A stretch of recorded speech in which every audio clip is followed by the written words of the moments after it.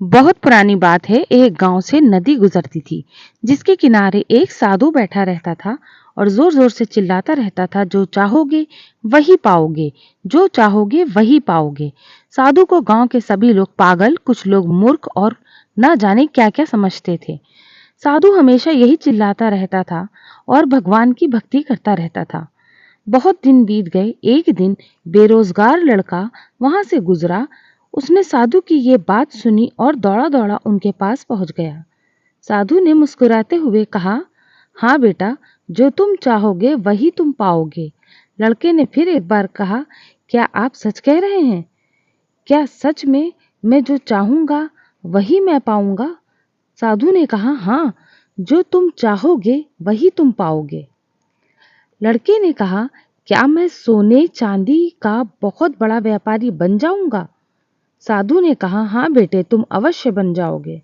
आज मैं तुम्हें कुछ सोने और चांदी की वस्तुएं दूंगा, जिसको तुम्हें ले जाना है और देखना तुम एक बहुत बड़े सोने चांदी के व्यापारी बन जाओगे। लड़के ने अपनी दोनों आंखें बंद की और साधु की ओर हाथ बढ़ा दिए। साधु ने एक हाथ में लड़के को पकड़ा और कहा, ये लो बेटा, ये सोना है और इसी समय कहते हैं कि तुम कभी इसको हाथ से मत जाने देना। इसका एक एक पल अपने लक्ष्य प्राप्त करने के लिए उपयोग करना। तुम एक दिन जरूर बहुत बड़े व्यापारी बन जाओगे। लड़के ने कहा, और बाबा चांदी? साधु ने लड़के के दूसरे हाथ को पकड़कर कहा, ये लो, ये चांदी है, इसे धैर्य कहते हैं।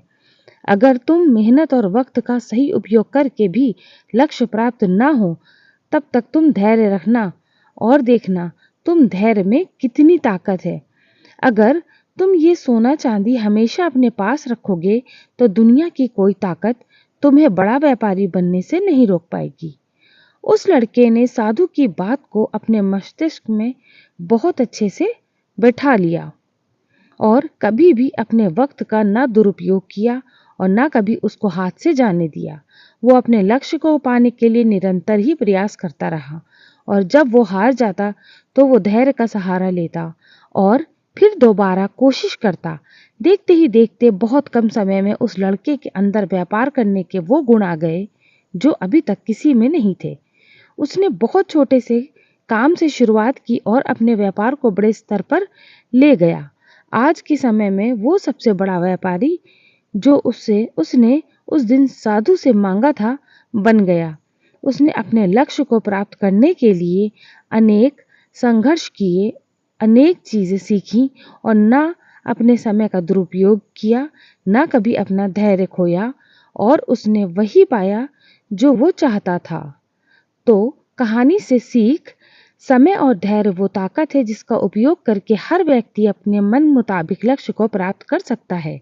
निरंतर आगे बढ़ते रहना और कभी भी अपने लक्ष्य से विमुख न होने से ही हमें लक्ष्य प्राप्त होता है।